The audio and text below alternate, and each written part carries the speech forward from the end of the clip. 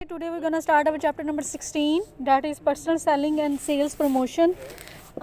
During this lecture we will cover following contents like nature of personal selling, role of the sales force, managing the sales force, personal selling process and sales promotion. Okay, first of all let's start from the first slide, that is all about personal selling. आप लोग मुझे बताओगे कि personal selling क्या होती है। अपने I2B के चैप्टर में I2B में आपने पढ़ी थी पर्सनल सेलिंग क्या होती है। मैम जो फेस टू फेस होती है, 1-to-1 communication with your customer, जिसमें आप डायरेक्ट कस्टमर के साथ जो है वो करते हैं, सेल करते हैं। ठीक है, सो इसकी कुछ हम इसकी थोड़ी सी ज़रा फॉर्मल डेफिनेशन देख लेते हैं, इस बुकिश डेफिनेशन देख लेते हैं।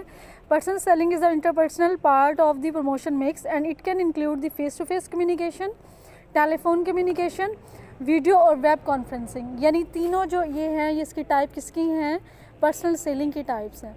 ठीक है, फेस टू फेस एक तो वो होती है ना जो डोर टू डोर एक होती है, दूसरा हम कॉल्स जैसे कॉल सेंटर होते हैं वो भी डायरेक्ट ऑर्डर्स ले रहे होते हैं, फिर उनके ऑर्डर के मुताबिक काम कर रहे होते हैं, जो एडवर्टाइजिंग एजेंसीज होती हैं।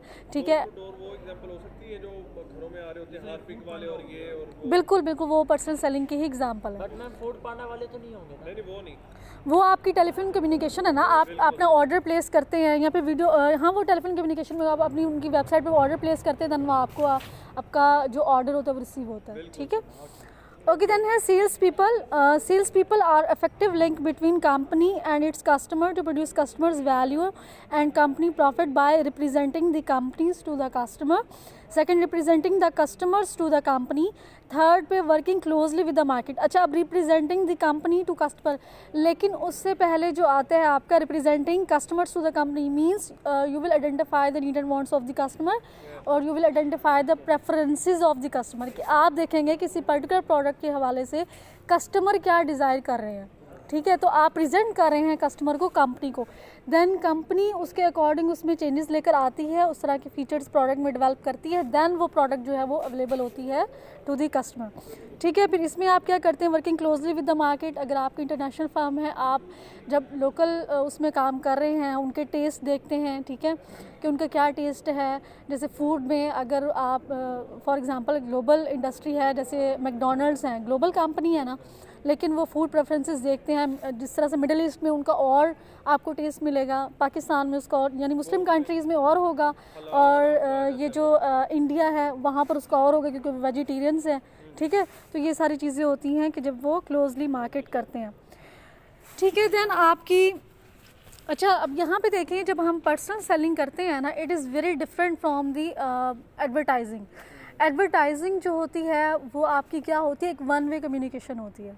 ठीक है, उसमें बेसिकली क्या होता है कि आपने जस्ट एक ऐड बना दी, उसके फीचर्स आपको पता है, आपने डिसाइड कर लिया और उसको ऑन एयर कर दिया, चाहे वो रेडियो पे है चाहे वो टीवी पे है।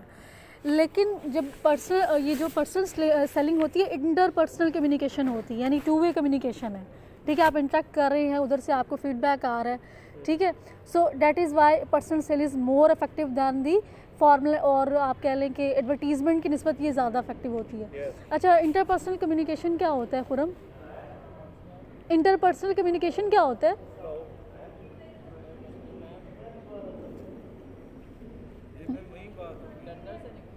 इंटरपर्सनल कम्युनिकेशन नहीं, मैंने वैसे इटसेल्फ आप बता दी, उसको अगर डिफाइन करते हैं कि व्हाट इज़ इंटरपर्सनल कम्युनिकेशन, वो क्या होती है? मैं बताऊं ना? हाँ बताओ। Ma'am 1-to-1 conversation. 1-to-1 conversation, जी Hamad. Yes, face to face word आपका जब कम्युनिकेशन आप मतलब आपने अपना मैसेज कन्वे कर रहे हैं और वहाँ से फीडबैक ले रहे हैं। अब ये जो इंटरपर्सनल कम्युनिकेशन होती है, 2 या 2 से ज़्यादा लोगों के दरमियान भी हो सकती है, और एक होती है इंट्रापर्सनल कम्युनिकेशन, जो आपके अंदर ही कम्युनिकेशन जारी होती है ना, आप दिमाग में सोच रहे होते हैं अच्छा तो फिर ये हुआ होगा, वो आपकी इंट्रापर्सनल कम्युनिकेशन होती है। इंट्रा कहते हैं उसको, इंट्रा कम्युनिकेशन का नाम देना चाहिए। इंट्रा मतलब जिस तरह से होता है ना कि इंटरनेट होता है और एक इंट्रानेट होता है जो कि विद इन ऑर्गेनाइजेशन होता है। इंटरनेट आपका वो पब्लिकली होगा, इसी तरह से इंटरपर्सनल और इंट्रा जो होती है पर्सनल कम्युनिकेशन होता है। ठीक है, शुक्र है कुछ पढ़ रहे हो आप, यानी कि पढ़ना स्टार्ट कर दिया। चलें, गुड, वेरी गुड। हाँ, क्या कहा है दाऊद? फाइनल होने वाला है। बिल्कुल, माशाल्लाह, बहुत अच्छी बात है। बस ये है कि नहीं, बस ये है कि पेपर ऑनलाइन क्योंकि अब जो हमारे पास स्ट्रेटजीज है ना, इम्प्लीमेंट हो रही है बड़ी अच्छा चलें नेक्स्ट आपका जो है मैनेजिंग द सेल्स फोर्स। अच्छा उससे पहले ना आपकी अगर जब आप सब लोगों के पास बुक हैं उसमें 2 टॉपिक हैं आपके, the role of the sales force, linking the company with its customer, जो अभी मैंने थोड़ा सा डिफाइन किया। You will go through these topic in your book, ठीक है। आप इसको थोड़ा सा पढ़ लेंगे। बेसिकली यही चीज़ें हैं कि जब आप अपने आवाज़ आ रही है मेरी सबको, कि आप कस्टमर की नीडेड वांट को आइडेंटिफाई करते हैं, उनके प्रेफरेंसेस देखते हैं, फूड उसमें किस तरह से, क्लोथिंग में किस तरह से, जैसे हमारे यहाँ पे अगर इंटरनेशनल ब्रांड भी हैं तो जिस तरह से हमारे ओकेजनल होते हैं, ईद आती है तो उस तरह के आपको कुर्ताज मिलते हैं, ठीक है। तो वो क्या कर रहे होते हैं कि लोकली काम करके उनके टेस्ट के अकॉर्डिंग प्रोडक्ट डेवलप करके जो है वो मार्केट में अवेलेबल करते हैं, ठीक है। देन है कोऑर्डिनेटिंग मार्केटिंग एंड सेल्स। इसमें हम बेसिकली कहने का मकसद ये है कि there should be coordination and collaboration with the sales force department and marketing department. इन दोनों के दरमियान में जब कोऑर्डिनेशन होगा तभी मार्केटिंग एक्टिविटीज़ या जो आपका सेल्स फोर्स के हवाले से टारगेट हैं वो जो हैं वो आपके लिए इफेक्टिवली इम्प्लीमेंट हो सकेंगे, ठीक है। यानी ये नहीं कि जो मार्केटिंग डिपार्टमेंट जो स्ट्रेटजीज़ बना रहा है सेल्स डिपार्टमेंट उसको फॉलो नहीं कर रहा। मार्केटिंग डिपार्टमेंट बता रहा है कि इस एरिया में अपॉर्चुनिटीज़ हैं आपकी कंपनी, लेकिन सेल्स डिपार्टमेंट उसको ले ही नहीं रहा ठीक सीरियस से ना, वो उस कम्युनिटी में जा ही नहीं रहा, जो वो टैक्टिक्स बता रहे हैं उसको फॉलो नहीं कर रहा। So there should be collaboration and coordination with in marketing department and the sales जो आपका डिपार्टमेंट होते हैं या सेल्स पर्सन होते हैं उनमें आपस में कोलैबोरेशन होना बहुत ज़रूरी है। सो आप जो है इसको थोड़ा सा इसको ग्रो थ्रू भी कर लेंगे घर जाके, ठीक है। बुक्स आप सबके पास हैं। ओके देन नेक्स्ट है मैनेजिंग द सेल्स फोर्स। अच्छा अब जो sales force management basically is the analysis. वालेकुम सलाम, रिकॉर्डिंग चल रही है, thank you. Okay sales force management is the analysing, planning, implementation and control of the sales force activities. Basically इसमें क्या करते हैं, जिस तरह से हम वो पढ़ते हैं ना ह्यूमन रिसोर्स मैनेजमेंट वाला हमने एक चैप्टर पढ़ा था। क्या होता है कि आप स्टार्ट करते हैं रिक्रूटमेंट एंड सिलेक्शन से, ट्रेनिंग एंड डेवलपमेंट से, कंपनसेशन से, परफॉर्मेंस इवैल्यूएशन से, ठीक है। इसी तरह से जब आप सेल्स फोर्स उसको मैनेज कर रहे हो तो एक तरह के ह्यूमन रिसोर्स है ना। किधर गए थे? मैं बुक लेने गया था। तो कहाँ है बुक? वो कह रहे तुम पहले ही ले गए। चलो बैठ जाओ। ओके देन सबसे पहले आपने क्या करना है, अगर आपको स्लाइड्स में नज़र ये थोड़ा सा ज़रा वो है, थोड़ा ब्लर है, इसमें आप देखें आपके पास बुक है, उसमें देखें जो फिगर 16.1 है, designing sales force and strategy and structure. सबसे पहले आपने अपना स्ट्रक्चर बनाना है, स्ट्रेटजीज़ आपकी क्या होंगी वो आपने डेवलप करानी है 468 में, हाँ। देन आपने रिक्रूटमेंट एंड सिलेक्शन करनी है जो आपके रिक्वायर्ड वो हैं। देन आपने ट्रेनिंग करनी है अपने सेल्स फोर्स की। बेचैनी है कंटिन्यूसली, क्या मसला है?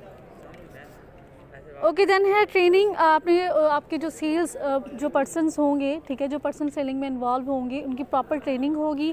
प्रॉपर ट्रेनिंग के बाद फिर आप उनका एक कंपनसेशन जो आपने सैलरी पैकेजेस डिफ़ाइन करने हैं, डिसाइड करने हैं, वो करेंगे।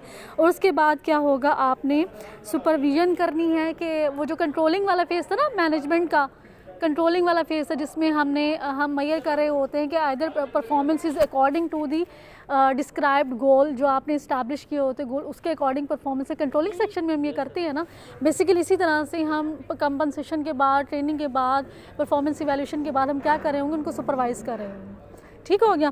ओके देन आप क्या करेंगे, इवैल्यूएट परफॉर्मेंस। या आपके जो ये जो 2 सेक्शन है ये कंट्रोलिंग के सिमिलर ही हैं बेसिकली, ठीक हो गया। Is it clear to everyone? Okay good. अच्छा अब जब हम सेल्स फोर्स की जब हम बात करते हैं कि हमने सबसे पहले designing sales force structure and strategy जब हम वो करेंगे तो उसमें सबसे पहले आता है कि आपने सेल्स फोर्स स्ट्रक्चर में कि आपने यहाँ पे अगली स्लाइड में आप देखें, एक होती है territorial sales force structure, product sales force structure, customer sales force structure and last में आता है कम्प्लेक्स सेल्स फोर्स स्ट्रक्चर, ठीक है। स्लाइड नंबर 6 पे आपको शो नहीं हो रही, हो रही है? अच्छा अब ये जो सेल्स फोर्स, आराम से बैठे रहो, यस कम यकीन करें उसने पुलिस का टेस्ट दिया है, हमने इसलिए बन गया मैम। हो गया टेस्ट पास इसका। जावेद आपके टेस्ट पास हो गए?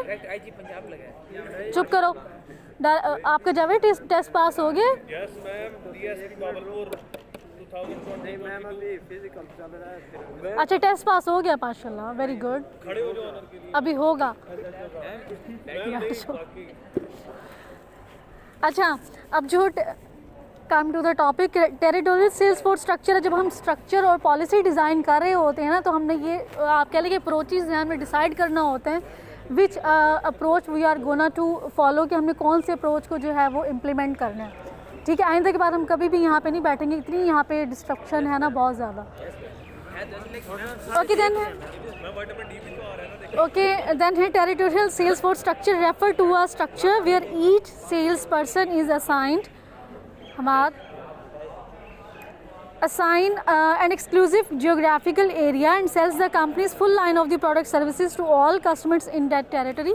यानी आपने एरिया डिफाइन कर लेना है, ठीक है, उस एरिया में आप अपनी सेल्स फोर्स को वो करेंगे और वो वहाँ पे आप अपनी सेलिंग करेंगे। यानी कि फॉर एग्जांपल मैम एक कंपनी है तो वो अब नेशनल लेवल पे बिजनेस कर रही है, तो जिस तरह हमारा काम है तो हमारी टेरिटरी है रहीमिया खान आप वो यानी कि उसके अंदर जो उनसे मैनेजर वर्क कर रहे होंगे वो यानी कि वो हमारी, हाँ जी बिल्कुल, आप डिसाइड कर लेंगे कि हमें जोग्राफिकल एरिया वाइज हमने जो है वो सेलिंग करनी है, ठीक है, तो हम उस हिसाब से जो है वो सेलिंग करेंगे। अपनी वो एक टास्क फोर्स जो है, अपनी जो एक सेल्स फोर्स होगी उसको हम वो अपना डिसाइड कर लेंगे और फिर हम अपनी ये सेलिंग स्टार्ट करेंगे। कौन ऐसे बोलते हैं? यार मेरा मोबाइल तो दे, मैं घर वाले नहीं वाला बच्चा उसको तो पढ़ने दो यार उसको, यार ना तो तुम्हें पास कर पाना फाइनल में। खुद ही असर होगा। दाऊद उठो वहाँ से, उठो, स्टैंड अप, यहाँ पे आके बैठो इसके साथ मेरे साथ। वैसे उठो उधर बैठ चेयर लेके जाओ। उसे भी हाँ चेयर लेके। डिस्टर्ब करेगा सूट मैं वो पढ़ने वाला बच्चा उसे डिस्टर्ब करेगा। ओके देन है आपकी territorial sales force refer to structure with each sales person, ये हमने हो गया। अच्छा अब इसमें क्या है, basically you will define the sales persons job, जो आपके बिल्कुल बैठ जाए। देन होगा फिक्स अकाउंटेबिलिटी, कि वो किन किन उसकी जो रिस्पॉन्सिबिलिटी उसके लिए वो अकाउंटेबल होगा। देन होगी लोअर सेल्स एक्सपेंसेस, के फोकस करेंगे कि जो उसके एक्सपेंसेस हों इट शुड बी लोअर, वो इतने ज़्यादा ना हो। देन है improve relationship building and selling effectiveness, के रिलेशनशिप किसके साथ डेवलप करना है, हमें कस्टमर्स के साथ, कस्टमर्स के साथ रिलेशनशिप जो है अपना डेवलप करना है, बिल्ड कर रहे हैं, ताकि हमारे जो नॉट ओनली कि वो हमारे साथ जो हमारे एग्जिस्टिंग कस्टमर है वो मतलब लॉन्गर पीरियड के लिए हमारे साथ रहें, बल्कि हमारे जो न्यू कस्टमर है वो भी अट्रैक्ट हों, जो हैं उनको भी आपने सेटिस्फाई करना है। ओके देन है managing sales force product sales force structures refer to a structure where each salesperson sells along product lines, improve product knowledge and can lead to territorial conflict। अच्छा यहाँ पे एक चीज़ याद रखें कि जो आपका टेरिटोरियल जो स्ट्रक्चर होता है वो it will be you can say convenient for the company when the company is offering only one single product, मतलब जो एक ब्रॉडर लेवल पे उसकी एक ही वो इंडस्ट्री में है, वो एक ही प्रोडक्ट जो है वो पूरी उसमें सर्व कर रही है, ठीक है। लेकिन अगर आपकी काम जो वो है, आपकी ऑर्गेनाइजेशन है, उसकी डिफरेंट प्रोडक्ट लाइन है, वो डिफरेंट इंडस्ट्री में, फूड में भी है, जिस तरह से एंग्रो पाकिस्तान फूड इंडस्ट्री है, वो उनकी मिल्क प्रोडक्ट्स अलग से हैं, ठीक है, डेयरी प्रोडक्ट्स अलग से हैं, उनकी जो है वो पेस्टिसाइड्स अलग से हैं, तो फिर वो जो अपनी इस तरह से जो सेल स्ट्रक्चर बनाएंगे ना, वो प्रोडक्ट के हवाले से बनाएंगे। Are you getting my point? क्योंकि उनके लिए फिर वो जोग्राफिकल एरिया वाइज जो है वो उनको वो सूट नहीं करेगा। Is it clear to everyone? जो पूरे पाकिस्तान में एक ही प्रोडक्ट सेल करेगा। एक ही बंदा नहीं होगा बेटा, देखें ये बता रहे हैं कि प्रोडक्ट के हवाले से आप अपना पूरा स्ट्रक्चर अलग से बनाएंगे, यानी डेयरी प्रोडक्ट्स हैं उसका अलग से वो सेल्स फोर्स डिपार्टमेंट उसका सारा कुछ होगा, यानी कि एरिया अलग बनेगा, प्योर प्रोडक्ट वाइज होगा, प्रोडक्ट वाइज होगा। जोग्राफिकल होता है ना कि आपकी एक प्रोडक्ट है, ठीक है, जिसमें हम टेरिटरी वाइज या एरिया वाइज कह रहे हैं कि आपकी एक प्रोडक्ट है, आपने बना दिया कि ये जो है ना पंजाब का, ये पंजाब को ये देख रहा है, बलूचिस्तान को ये मतलब ये सेल्स फोर्स देख रही है, उसको जो आपका KPK है उसको ये, और गिलगित बल्तिस्तान को ये, जो आपकी प्रोडक्ट वाइज होता है इसमें बेसिकली वो फर्दर उसकी कैटेगराइजेशन तो होती है, लेकिन आप उसको जो अपना स्ट्रक्चर बनाते हैं वो प्रोडक्ट वाइज बनाते हैं कि ये डेयरी प्रोडक्ट्स का अलग से है, पेस्टिसाइड का अलग से है। Are you getting my point? Okay good. Okay ये इससे क्या होता है, इसके कुछ बेनिफिट्स हैं कि it will improve the product knowledge, के जो आपके जो सेल्स रिप्रेजेंटेटिव हैं या आपका जो सेल्स डिपार्टमेंट है, he need to know more about the company's product, उसको उसके सारे फीचर्स पता हों, उसके सारे मतलब अगर उसमें फ्लेवर्स हैं या उसमें कोई वैरायटी है वो सारे पता हों, ठीक है। It can lead to a territorial conflict, लेकिन सम टाइम जब कंपनी की बहुत ज़्यादा प्रोडक्ट होती हैं तो वो इससे कॉन्फ्लिक्ट्स भी अराइज होते हैं। जब आप प्रोडक्ट वाइज देखें ना, जब आप उसकी सब कैटेगराइजेशन करेंगे एरिया वाइज, प्रोडक्ट वाइज तो आपने कर दिया, तो जो उस एरिया मैनेजर होगा और वो जो प्रोडक्ट मैनेजर होगा उनमें फिर आपस में कॉन्फ्लिक्ट जो है वो अराइज हो जाते हैं। हमने पढ़े थे ना ऑर्गेनाइजेशन स्ट्रक्चर, मैट्रिक्स स्ट्रक्चर और ये सारा याद है ना। तो बेसिकली ये है, देन है आपका प्रोडक्ट सेल्स फोर्स में जो है refer to a product structure में ये तो हो गया, अच्छा ये दोबारा हो गया। देन है customer sales force structure refers to a structure where each sales person sells along customer और industry lines, improves customer relationship. अच्छा, अब इसमें बेसिकली जो जब हम कस्टमर की बेस पर स्ट्रक्चर की बात करते हैं ना, तो आप कैटेगराइज कैसे करेंगे, एक तो फाइनल बायर या आपके इंडस्ट्री बायर, ठीक है, एक वो जो पर्सनल कंजप्शन के लिए ले रहे हैं और दूसरी कैटेगराइजेशन जो फॉर इंडस्ट्रियल यूज़ ले रहे हैं, ठीक है। यहाँ तो फिर आपकी एक ये वो होती है कि आप उस बेस पर भी जो है वो उसको कर देते हैं। फिर इसकी फर्दर भी हो जाती है कि आप जो है ना, कुछ लोग जो बल्क में लेते हैं वो है, कुछ मतलब थोड़ा कम क्वांटिटी में लेते हैं, ये सारी चीज़ें। ये समझ आ रही है? घर जाके इसको गो थ्रू भी करना है आपने, ठीक है। तो आप यानी पढ़ना है उसको। अच्छा इतनी थोड़ी काबू में आ रही है मैम, ये ऑफ कोर्स कह रहे हैं। बस आप लोग शुक्र मनाएं कि मैंने आप लोगों का बिजनेस कम्युनिकेशन का वो जो है ना वो लेक्चर नहीं लिया। मैम ले ले मैम, हम तो चाहते हैं। हम नहीं, आप चाहते हैं। तुम नहीं चाहते? मैं भी चाहता हूँ। चलो बस ओके। देन है complex sales force structure refer to a structure where a wider variety of product is sold to many types of customer over a brand of geographical area, combine several type of sales force structure. Slide number 10 आगे, ये page number है 469, नज़र आ रहा है? ये ma'am अपना product sales force structure. बिल्कुल। अच्छा, अब जो कॉम्प्लेक्स सेल्स फोर्स स्ट्रक्चर है, हम बेसिकली देखें किसी भी कंपनी के लिए ज़रूरी नहीं है कि जस्ट वो टेरिटोरियल स्ट्रक्चर ही फॉलो करे या जस्ट वो प्रोडक्ट बेस्ड स्ट्रक्चर ही फॉलो करे। तो कंपनीज जिनकी मतलब जो डिफरेंट इंडस्ट्री में काम कर रही होती हैं तो वो कॉम्बिनेशन ऑफ बोथ भी यूज़ कर सकती हैं, ठीक है। वो टेरिटोरियल स्ट्रक्चर और प्रोडक्ट स्ट्रक्चर भी यूज़ कर सकती है, और एट द सेम टाइम वो कस्टमर और टेरिटोरियल और वो जो प्रोडक्ट है उसको भी जो है वो फॉलो कर सकती हैं। तो इस तरह से कॉम्प्लेक्स स्ट्रक्चर होते हैं, और हर ऑर्गेनाइजेशन अपना जो उनका एक स्ट्रक्चर होता है ना, अपना जो जैसे कि हर ऑर्गेनाइजेशन किसी का कोई फ्लैटर ऑर्गेनाइजेशन होती है, कोई हायरार्किकल ऑर्गेनाइजेशंस होती हैं, तो उसको जो बेस्ट सूटेड होता है वो स्ट्रक्चर फॉलो करते हैं। जी, हायरार्किकल क्या मतलब होता है? यानी लेयर्स बाय लेयर्स ना, जैसे टॉप मैनेजमेंट है, मिडल मैनेजमेंट है, फर्स्ट लाइन मैनेजमेंट है, फिर उसके नीचे जो है वो फिर आपने टीम्स बना दी हैं, सुपरवाइजर्स। बेटा हर जो है ना ये ऐसा ही होता है आपकी। पाकिस्तानी बोल ही नहीं सकते जो आप बता रही हैं। क्यों नहीं बोल सकते भाई? मैम पाकिस्तानी मैम पाकिस्तानी नहीं है।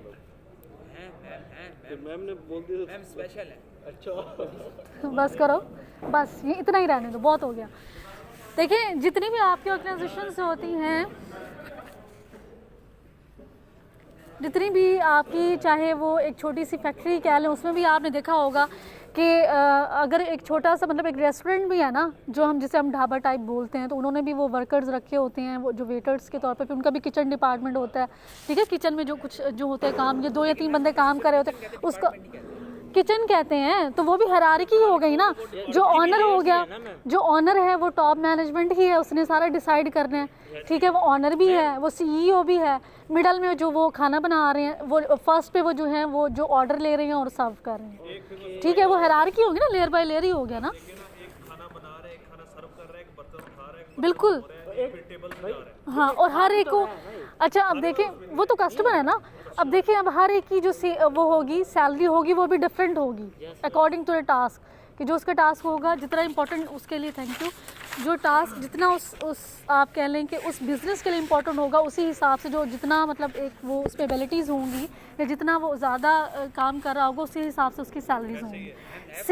Same case with the organisation. जो बड़ी ऑर्गेनाइजेशंस होती हैं, जो फिर आप फैक्ट्री लेवल पे चले जाते हैं, ठीक है, जैसे ये जो छोटी छोटी फैक्ट्रीज भी होती हैं, तो उनमें भी सेम ऐसा ही होता है। जी मैम, ये आप ये रिकॉर्डिंग डायरेक्ट सेंड कर देंगे कि एडिटिंग करेंगी थोड़ी? नहीं, ये डायरेक्ट होगी सर। तो फिर ठीक है। मैम तो कोई और तो नहीं कर रहा, आप क्यों कर रहे हैं? सारे कर रहे हैं।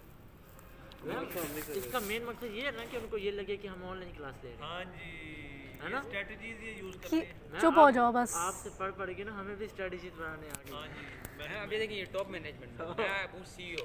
हम्म, नहीं तुम नहीं प्लान हम आज लेट हिम कंप्लीट। जी बोले, मैं सुन रही हूँ। मैं हाँ। इसमें CEO हो गया ना। अच्छा। ये आपको ना तंग करने में, अच्छा। ठीक है, बच्चों को हम्म, मैम को डिस्ट्रैक्ट करने के लिए मैं CEO हो गया, ये मेरा असिस्टेंट हो गया। अच्छा, ये पीछे चलो स्ट्रक्चर तो समझ आ गया ना, चाहे वो इम्प्लीमेंट कर रहा है, वो खुद को CEO समझ रहा है, कोई मसला नहीं। मेरी लेबर है। अच्छा, ये आपकी लेबर है, चले गुड, ये जो है ये है चले गुड। सेवरेज का। अच्छा बस बहुत हो गया, चलो। अच्छा, अब जो सेल्स फोर्स साइज होता है, जब हम मैनेजिंग सेल्स फोर्स में हमने पढ़ा था कि उसमें सेल्स फोर्स साइज भी होगा। Sales people are one of the company's most productive and expensive. Complex का कौन सा? अच्छा, ये मैंने कहा कि कुछ ऑर्गेनाइजेशंस होती हैं जो कि मल्टीपल इंडस्ट्रीज़ में होती हैं। अब ज़रूरी नहीं है कि जस्ट वो एक ही स्ट्रक्चर को फॉलो करेंगी, या प्रोडक्ट को करेंगी, या वो कस्टमर सेल्स फोर्स को करेंगी, वो कॉम्बिनेशन ऑफ बोथ भी कर सकती हैं, तो फिर कॉम्प्लेक्स हो जाता है ना। ठीक है, जैसे हमने मैट्रिक स्ट्रक्चर पढ़ा था, जो कि हम कॉम्बिनेशन ऑफ ज्योग्राफिकल और फंक्शनल जो था उसका कॉम्बिनेशन पढ़े थे, कि उसको हम मैट्रिक स्ट्रक्चर बोलते हैं, तो थोड़ा सा वो कॉम्प्लेक्स हो जाता है। ओके, देन है sales force size. Sales people are one of the company's most productive and expensive assets. ठीक है, क्योंकि सारा जो रेवेन्यू जनरेट हो रहा होता है, कौन जनरेट कराता है? Sales force department. ठीक है, it increase in sales force size can increase the sales and cost. अच्छा, अब जो जितना आपका सेल्स फोर्स का जो आप बना रहे हैं ना, वो कम होगा ना, उतना आपके लिए इफेक्टिव होगा कि उसको मैनेज करना।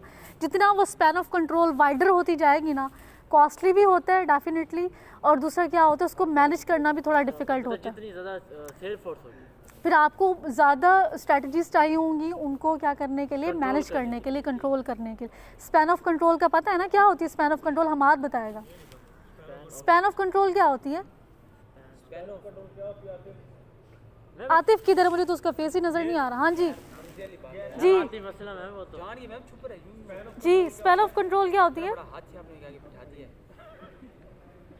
ये हाल है, ये अभी हम लोगों ने, आप लोग मैनेजमेंट में भी पढ़ के आए हो, आप लोगों ने I2B में भी पढ़ा। हमें कॉन्सेप्ट पता होगा, इस तरह के नाम नहीं हम याद रखते। कॉन्सेप्ट कॉन्सेप्ट का पता होने का क्या, जब आपको पता नहीं होगा। जी मुकद्दस, स्पैन ऑफ कंट्रोल क्या होती है? The number of people that are manage by manager, के मिनिमम नंबर ऑफ होता है कि भाई 6 लोग हों जिसको एक बंदा जो है या एक सुपरवाइजर इफेक्टिवली मैनेज कर सकता है, तो इसको कहते हैं स्पैन ऑफ कंट्रोल। कंट्रोल से नहीं पता चलता, स्पैन ऑफ यानी वो जो आपका डोमेन है जिसमें आप जितने लोगों को जो है वो। मैम अब हम ये बंदे हैं, तो इसमें आप हैं यहाँ के? कहा जाता है कि एक क्लास में मैक्सिमम जो है ना स्पैन ऑफ कंट्रोल का, अगर हम इसको इम्प्लीमेंट करें कि क्लास में 30 स्टूडेंट्स जो होते हैं ना, उसको एक टीचर इफेक्टिवली जो है वो मतलब उसको कंट्रोल कर सकता है, उसको अच्छे से पढ़ा सकते हैं, उनकी सारी एक्टिविटीज़ पर इंडिविजुअली नज़र रख सकता है। इसी तरह से जब मैं ब्रिटिश काउंसिल के साथ काम कर रही थी ना, तो वो लोग करते थे कि एक जो अगर वैल्यू स्टाफ मेंबर है या इन्विजिलेटर है, वो जो है ना मैक्सिमम 25 लोगों को जो है वो सुपरवाइज़ कर सकता है। ठीक है, मतलब मैं एक कॉन्सेप्ट समझाने के लिए, मतलब एक उन्होंने एक वो रखा हुआ है क्राइटेरिया कि एक जो है वो इन्विजिलेटर वो 25 जो स्टूडेंट्स होते हैं, ये कैंडिडेट्स होते हैं, उनको वो कर सकते हैं। मतलब हर एक की अपनी अपनी पॉलिसीज़ होती हैं। ठीक है, अब वो कहते हैं कि अगर आपको कोई सुपरवाइज़र 30 स्टूडेंट्स देता है ना कि आप कैंडिडेट्स का आप इसको जो है ना सुपरवाइज़ करें या इनकी इन्विजिलेशन करें, तो आप जो है ना बिल्कुल से नो स्ट्रेट फॉरवर्ड कि नहीं 25 को ही मैं इफेक्टिवली कर सकता हूँ, 25 को ही करना है। ठीक हो गया। लेकिन अगर वो कहें कि जितने आप बच्चों को वो मैनेज करेंगे उतने पैसे मिलेंगे आपको, फिर तो नहीं, ऐसा नहीं होता बेटा, वो इंटरनेशनल ऑर्गेनाइजेशन है ना, वो हमारी तरह थोड़ी है कि हमने कॉस्ट बचानी है।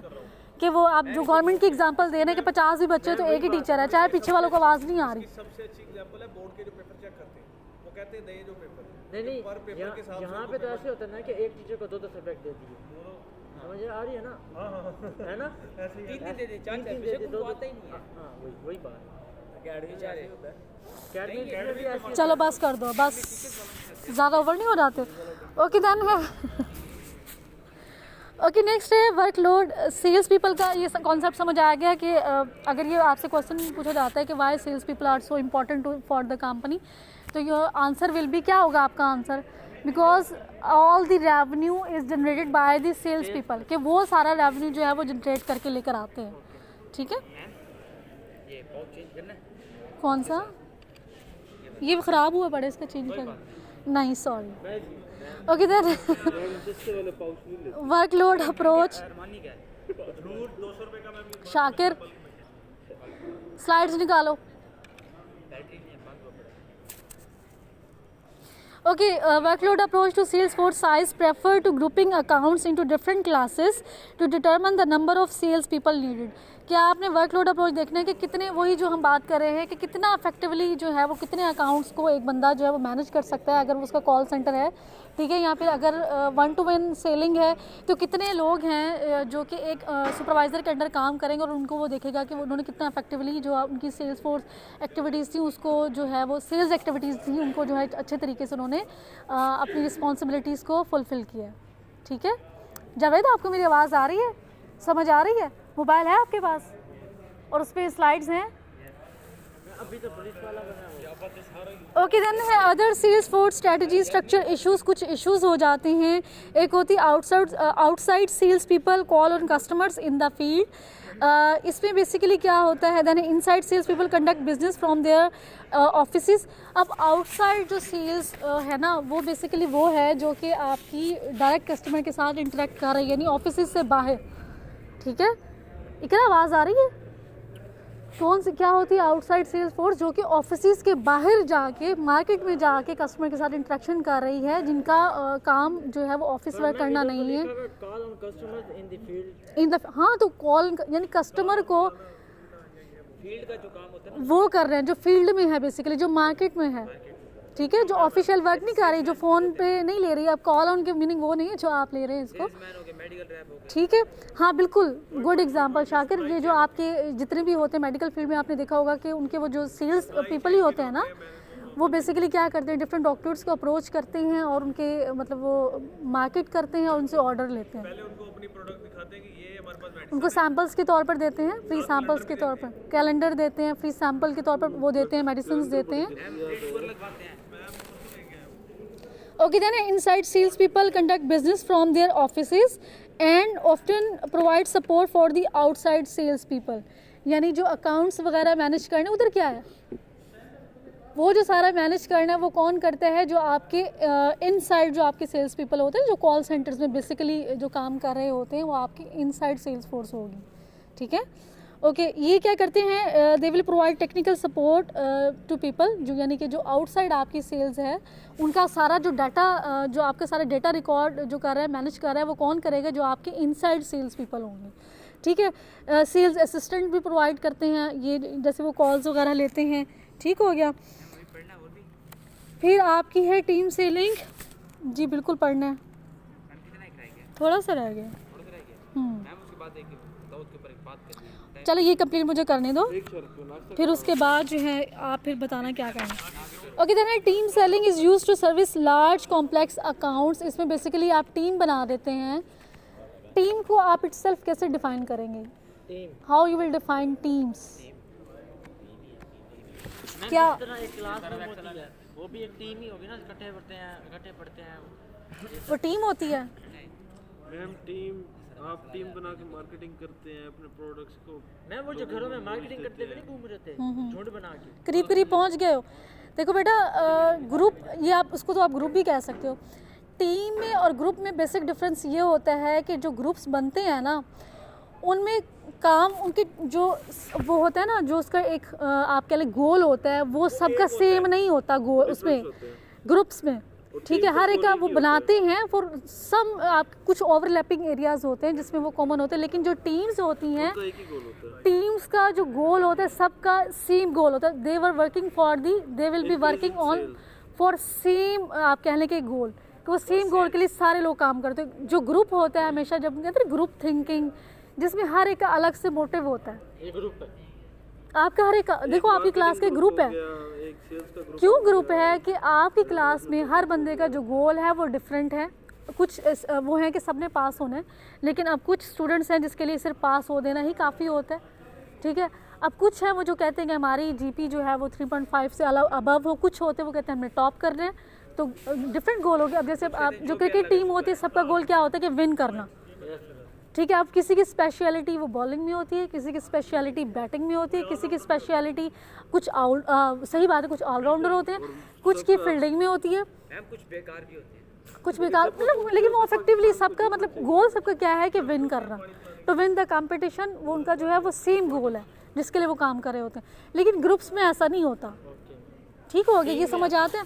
अच्छा, अब जो हम टीम सेलिंग की बात करते हैं, team selling is use to service large complex accounts, जिसमें आपकी कंपनी एक लार्जर स्केल पे काम कर रही है, ठीक है, और आप वहाँ पे individual sales person can not be work as effectively as compare to team members. SPUR लिखा हुआ है, क्या मतलब है? कहाँ पे? Use by company to SPUR, the sales किस स्लाइड में? सेल्स कॉन्टेस्ट के अंदर में। मैं स्लाइड नंबर पूछ रही हूँ। ये है एक मिनट, हम 17 है मैम। ये 17 तो मैं तो 12वीं पे हूँ, तुम आप जो है वो 17 पे कैसे पहुँच गए हो? एक्स्ट्राऑर्डिनरी। शाकिर बासित, आगे पढ़ रहे अच्छा चलें, ऐसे चल रहा था, मैंने फिर मैं चलें, वो हो गया होगा, आगे कोई बात नहीं। ओके, अच्छा, अब इसमें ये क्या है कि आप वहाँ पे जब आप टीम सेलिंग की तरफ जाते हैं, जहाँ पे इंडिविजुअली जो है इंडिविजुअल सेल्स पर्सन के लिए काम करना इतना इफेक्टिव नहीं होता जितना कि वो टीम में काम करें, ठीक है। अच्छा, अब जो है recruitment selection, sales people issues in recruiting and selection, careful selection and training increase sales performance, poor selection increase recruiting and training cost, then you will lose sales, disrupts customer relationship। कि देखिए, जितना important company के लिए sales जो आपका वो होते हैं ना, जो सेल्स रिप्रेजेंटेटिव होते हैं, उतना ही ज़्यादा इम्पॉर्टेंट कंपनी के लिए ये होता है कि आप कॉम्पिटेंट लोगों को हायर करें और उन्हीं को ट्रेन करें और वो आपकी ऑर्गेनाइजेशन के लिए काम करें। जब आप पुअर रिक्रूटमेंट और सिलेक्शन कर लेते हैं ना, डिज़ायर्ड एबिलिटी के लोग या कैपेबिलिटी के कॉम्पिटेंट लोग हायर नहीं करते। देखिए, जब भी कंपनी किसी भी, चाहे वो एक स्मॉल स्केल पे क्यों ना ऑर्गेनाइजेशन हो, मतलब वो उनका जो काम हो इतना लार्ज स्केल पे ना हो, तब भी जब वो किसी बंदे को हायर करते हैं उसकी प्रॉपर ट्रेनिंग करते हैं, ठीक है। जैसे आप कहते हैं, आपने एग्जांपल थी ना कि मेडिकल फील्ड में, तो वहाँ पे भी उनकी प्रॉपर ट्रेनिंग्स होती हैं कि आपने कैसे जाके डॉक्टर से बात करनी है, कैसे अपनी प्रोडक्ट को प्रेजेंट करना है, ठीक है, तो प्रॉपर ट्रेनिंग होती है। तो कंपनी की उसके ऊपर एक कॉस्ट होती है that will have to bear to the company, जो कि कंपनी को एक कॉस्ट बियर करनी पड़ती है उनकी ट्रेनिंग पर।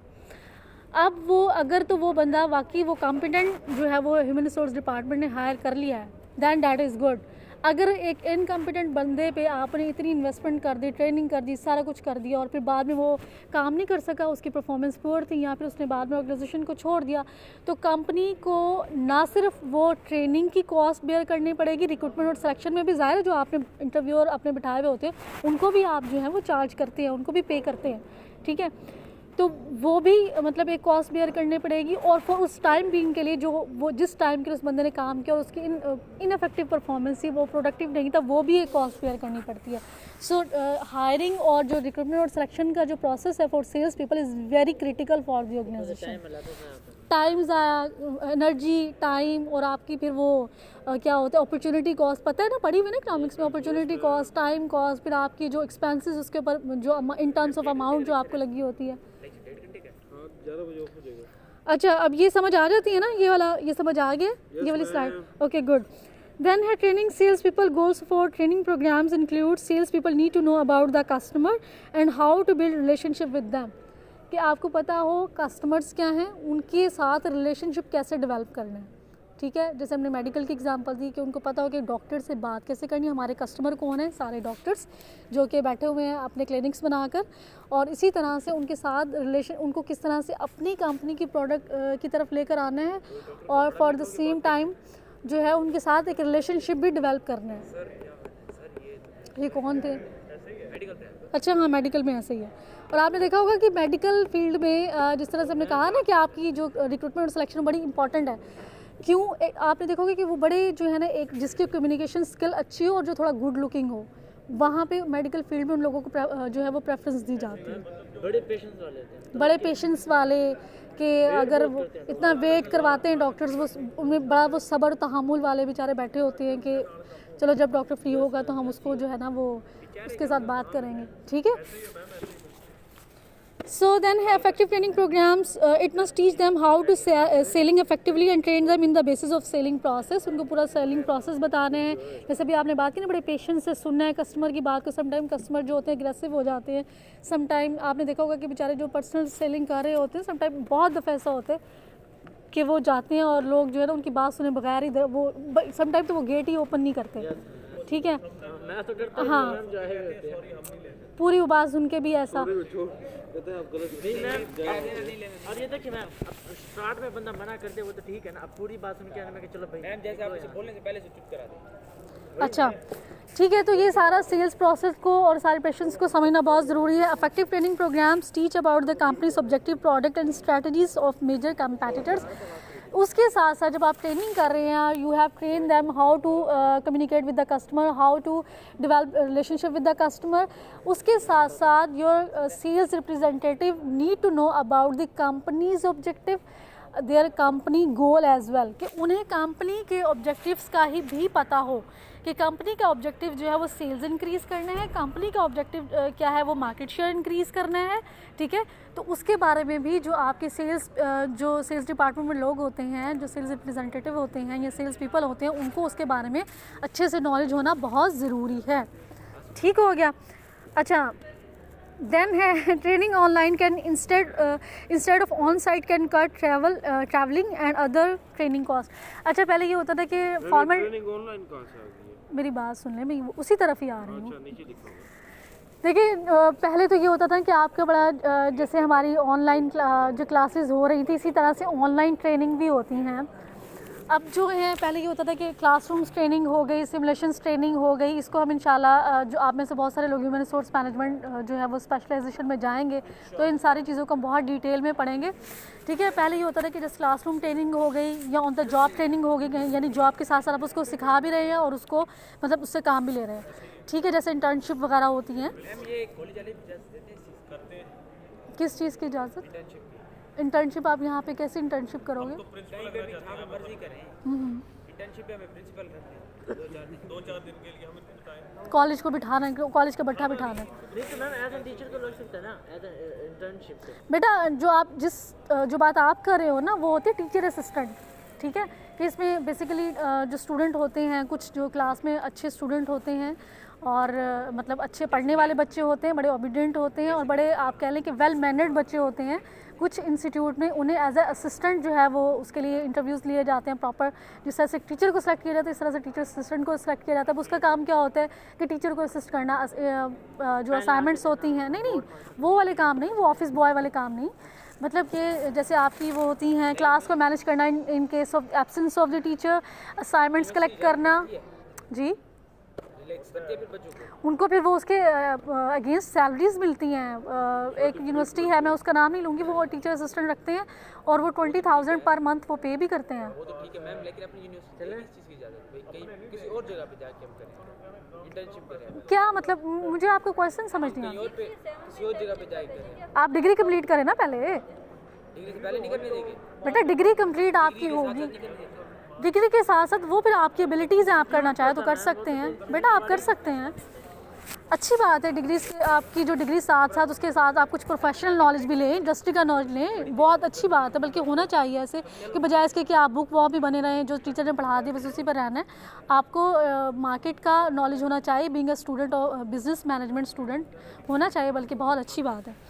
ओके देन आपका हम ऑनलाइन ट्रेनिंग की बात कर रहे थे। किसी तरह से जो सेल्स पीपल उनकी ऑनलाइन ट्रेनिंग्स होती हैं, जिसमें वो होता है कि उनको ट्रेनिंग प्रोग्राम्स जो होते हैं ना वेबसाइट पे अपलोड कर दिए जाते हैं। जिस तरह से आपके पोर्टल पे अकाउंट बने होते हैं, आप जाके जब दिल चाहते हैं लेक्चर की वो होती हैं क्या होता है, लिंक्स होते हैं, आप उनको वो करते हैं और फिर आपने उसको लेक्चर जो है वो पूरा जो है वो सुन लेते हैं, उसकी वीडियो देख लेते हैं। इसी तरह से ऑनलाइन ट्रेनिंग होती हैं जो कि जितने भी सेल्स बेटा मैं पढ़ा रही हूँ, क्या पीछे क्या देख रहे हो?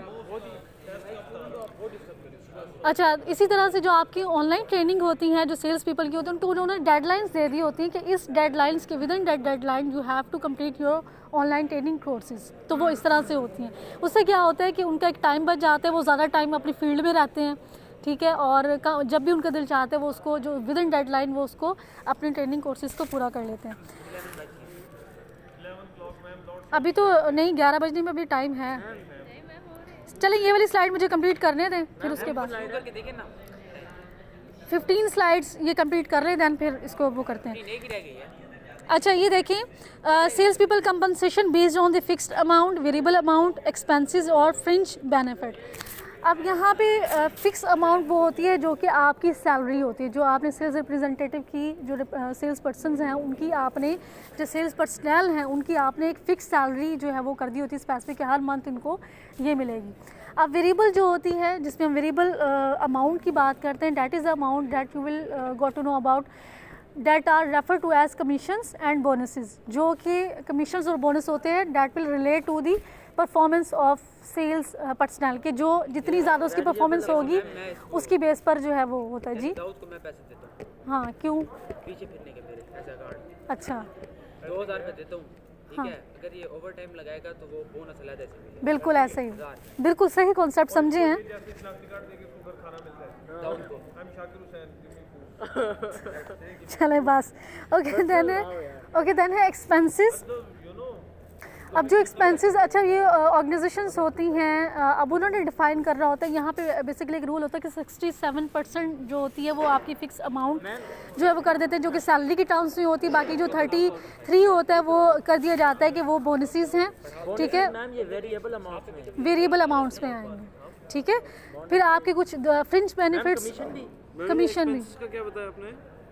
एक्सपेंसेस का जैसे आपके जो है ना उनकी जो एक कॉस्ट होती है ट्रैवलिंग के लिए, कस्टमर को अप्रोच करने के लिए जो उनको एक कॉस्ट बेयर करनी होती है, ट्रैवलिंग कॉस्ट, ये सारी चीज़ें वो उसमें एक्सपेंसेस भी आ जाएगा। मैम ये पेट्रोल का जैसे पेट्रोल का दे देते हैं, ठीक है, ठीक है। और इन केस ऑफ वो होता है कि भाई आप हेल्थ बेनिफिट कुछ दे रहे थे, तो ये एक्सपेंसेस ही होते हैं ना कंपनी के लिए।